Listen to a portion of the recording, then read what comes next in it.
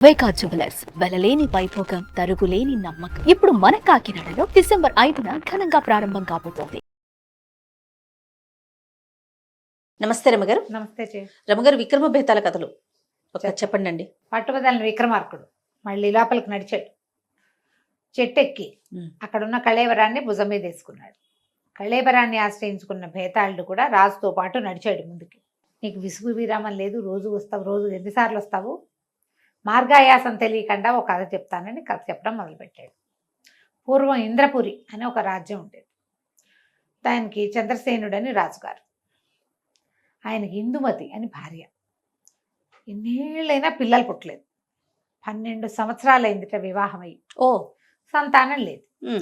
ఆవిడ గుడి గోపురం, ఆవిడ ఎక్కని గుడి లేదు, తొక్కని పీఠం లేదు, వెళ్తూనే ఉండేది పాపం.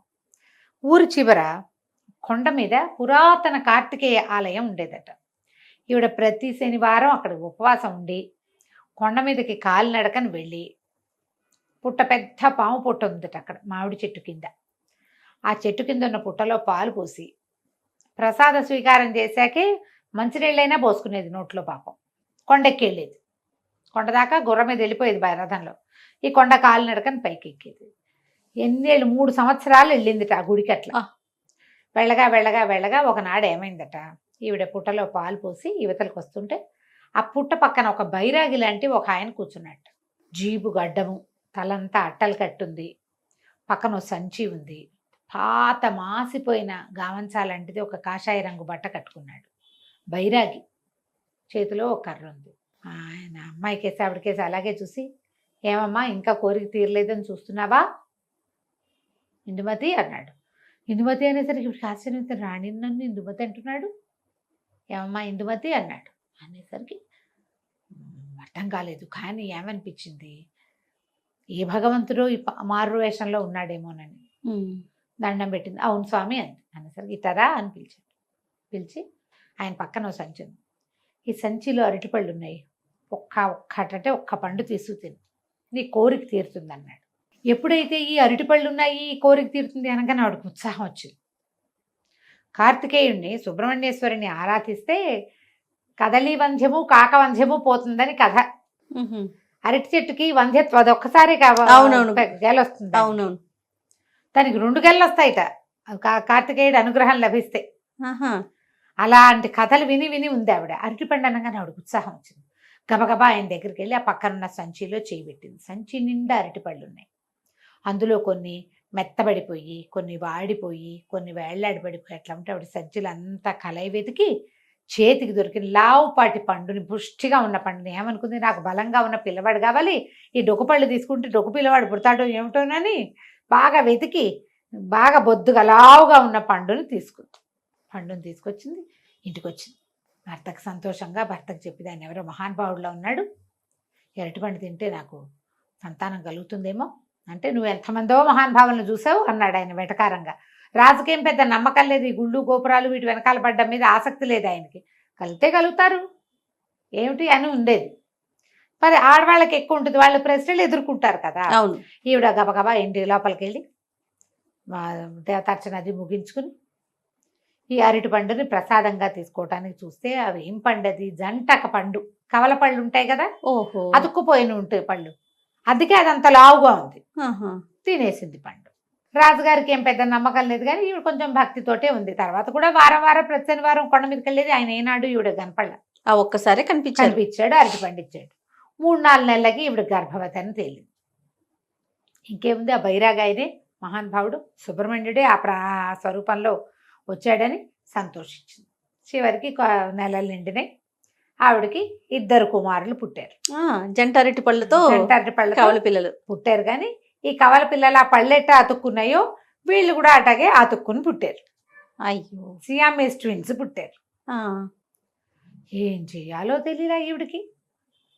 ఈ పిల్లల్ని సెపరేట్ చేయటం ఎట్లా, దాని మీద బోలెడంత ప్రయత్నం చేసింది. ఆ వైద్యుల్ని ఈ వైద్యుల్ని, వీళ్ళని వాళ్ళని తెగ పిలిచింది. ఎంతమంది వచ్చినా ఎవ్వరూ ఏమీ చెప్పలేకపోయారు. చివరికి ఒక పురోహితుడు ఒక ఆయన ఏం చెప్పాడంటే, అమ్మ అశ్విని దత్తుడని ఒక అద్భుతమైన వైద్యుడు ఉన్నాడు, ఆయన శస్త్రచికిత్సలు చేయటంలో నెంబర్ 1 దిట్ట. పిల్లల్ని కోసి అతికించగలడు. అవి కోసి వీళ్ళని సెపరేట్ చేయగలడు, కావాలంటే అతికించగలడు కూడా అనేసరికల్లా ఇప్పుడు ఈ అశ్విని దత్తుడు ఎవరు? వీళ్ళ పక్కనున్న సింహపురి రాజధాని రాజుగారి యొక్క ఆస్థాన వైద్యుడు. వాడు జయకేతుడు. ఆ రాజుగారు పరమ కోపిష్టివాడు. ఆ రాజుకి ఈ రాజుకి పడదు. ఓకే. చంద్రసేనుడికి జయకేతుడికి పడదు. ఈవిడేమో గబగబా భర్త దగ్గరకు వచ్చి, ఏమండి ఇట్లా పురోహితుడు ఒక ఆయన వచ్చాడు, ఆయన చెప్తున్నాడు ఇట్లాంటివి చాలా చేసేట ఆయన అనేసరికి ఈయన అన్నాడు, చటాట్ పిల్లలు ఇట్లా ఉంటే ఉన్నారు, ఆ రాజ్యం వాడి దగ్గర నుంచి ఇది చేసుకునేది ఏమిటి, కుదరదన్నాడు. ఈ లోపల పిల్లలు పుట్టారని వీళ్ళకి అనేక దేశాల నుంచి బోల్డ్ అని ఇవి వచ్చినాయి. ఏమంటారు, కంగ్రాచులేషన్స్ వస్తాయి కదా, ఏమంటారు బెస్ట్ విషెస్ వచ్చినాయి. ఇంకా ఏమిటో అందరూ తల అభినందన ప్రశంసా పత్రాలు పత్రాలు. ఈ అభినందన పత్రాల్లో జయకేతుడు కూడా పంపించాడు. కవల పిల్లలు పుట్టారట, అబ్బాయి 2 మగ పిల్లలు పుట్టారట, పాపం అతుక్కుని ఉన్నారట. దీనికి సంతోషంగా ఉంది, దానికి బాధగా ఉందని రాశాడు 2 వాక్యాలు. ఆ వాక్యాలు చూసి ఈయనకి పుండు మీద కారం చల్లినట్టే, నేను నచ్చల, ఠాట్ వీల్లేదన్నాడు. అనేసరికి ఇందుమతి మాత్రం వదిలిపెట్ల. ఆయనకి ఆవిడకి ఎలాగైనా సరే వెళ్ళి అశ్విని దత్తుడి దగ్గరికి వెళ్ళి ఆ వైద్యం చేయించుకోవాలని ఉంది. అక్కడి నుంచి భర్తకి చెప్పకుండా మా పుట్టింటికి వెళ్ళి వస్తానని చెప్పి పిల్లల్ని ఇంట్లో పెట్టి ఒక దాసి దాని సహాయంతో సామాన్యంగా వేషం వేసుకుని సింహపురికి వెళ్ళిపోయింది. వెళ్ళింది. వెళ్ళి అశ్విని దత్తుడి కోసం వెతుక్కుని వాళ్ళ ఇంటికి వెళ్ళి ఆయన పాదాలు పట్టుకుని, బాబు మా పిల్లలు అతుక్కుని పుట్టారు, పిల్లలకి శస్త్రచికిత్స చేయాలి అని అడిగేసరికి తప్పకుండా చేస్తానమ్మా, 5-6 చేసున్నాను, పిల్లలు ఎంత వయసు వాళ్ళు, ఏమిటి, ఏ భాగాలు అతుక్కుని ఉన్నాయి, ఆరోగ్యంగా ఉన్నారా, అన్నం తింటారా, తెలివిగా ఉన్నారా అన్నీ కనుక్కున్నాడు. ఇది సులువేనమ్మా, చెయ్యొచ్చు అన్నాడు.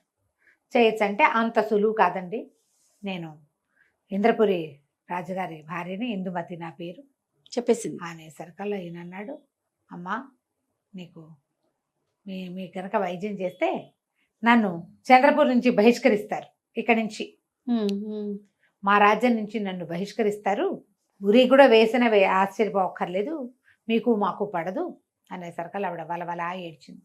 12 సంవత్సరాలు నేను ఎక్కని గుడిమెట్లు లేవు, మొక్కని గడపలేదు, ప్రతి చోట పూజ చేశాను, లేక లేక కలిగిన పిల్లలు లక్షణంగా పుట్టారు, ఇలాంటి పరిస్థితి ఉంది, నేనేం చేయను, నువ్వు తప్పిస్తే నాకు ఇంకొక దిక్కు లేదు అని బొమ్మని ఏడ్చింది. ఏడిస్తే ఆయన అన్నాడు, అమ్మ నా ప్రాణాలకు ప్రమాదం లేకుండా చేయగలవా నువ్వు అన్నాడు.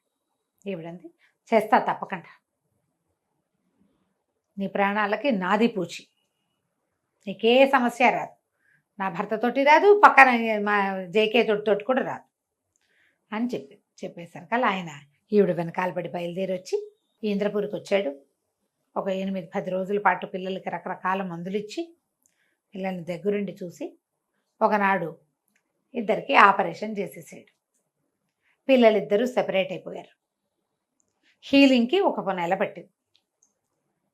నెల పట్టాక ఈవిడేం చేసింది, ఈవిడికి ఇంకేం చెప్పింది, ఎవ్వరికీ తెలీదు, 2వ కంటి వాడికి తెలీదు, నీ ప్రాణాలకి నా ప్రాణం అడ్డం అని చెప్పింది.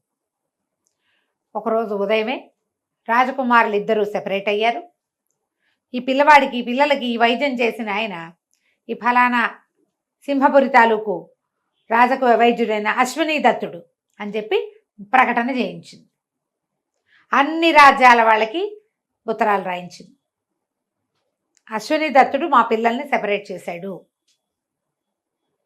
ఉత్తరాలు రాయించేసింది. అశ్విని దత్తుడు సెలవు తీసుకుని వెళ్ళిపోయాడు.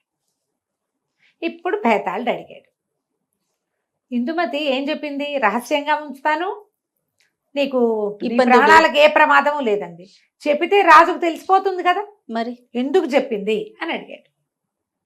అడిగేసరికల్లా విక్రమార్కుడు అన్నాడు, ఇందులో ఏముంది, దాచిపెడితే రహస్యం, అందరికీ చెప్పాక ఇంక చేసేదేముంది, మొత్తం ప్రపంచం అంతా తెలిసిపోయింది, అందరి రాజులు అద్భుతం, సింహపురి వాళ్ళ దగ్గర ఎంత అద్భుతమైన వైద్యుడు ఉన్నాడు ఓహో అంటారు.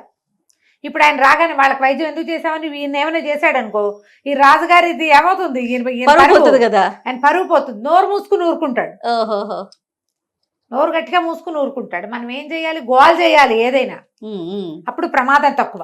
ఆయనకి ఎవరి వల్ల ప్రమాదం ఉందో ఇంకా ప్రమాదం ఏముంది, ఇంకా ప్రమాదం లేదు. ఆయన ఏమైనా ప్రశంసలు ఇస్తే ఇచ్చాడు, సన్మానం చేస్తే చేశాడు, లేకపోతే లేదు. కానీ ఏం అనడానికి మాత్రం వీల్లేదు. ఓకే. ఎందుకంటే లోకంలో ప్రతి వాళ్ళకి ఆయన్ని ఈ రాజుగారు శిక్షించాడంటే రాజును బాయ్కాట్ చేస్తారు. 2 పసిబిడ్డల ప్రాణాలు కాపాడిన వైద్యుడిని నువ్వు ఈ పని చేసావు అంటే నువ్వు ఎంత దుర్మార్గుడివి అంటారు. అవును. పరువు పోతుంది, డీక్లేమర్ అయిపోతాడు, డిమోరలైజ్ అయిపోతాడు. అందుకని అవేవి అవ్వకుండా ఉండటం కోసం ఆయన ఏం చెయ్యడు. అది ఆలోచించే ఇందుమతి ఈ ప్రకటన చేసింది. ఆవిడ తెలివిగా చేసింది. అశ్వినీదత్తుడి పేరు ప్రధ అన్ని దేశాలకి వెళ్ళింది. తను తన పిల్లలకి వైద్యం చేసినందుకు కృతజ్ఞతగా ఆయనకి మంచి పేరు తెచ్చింది.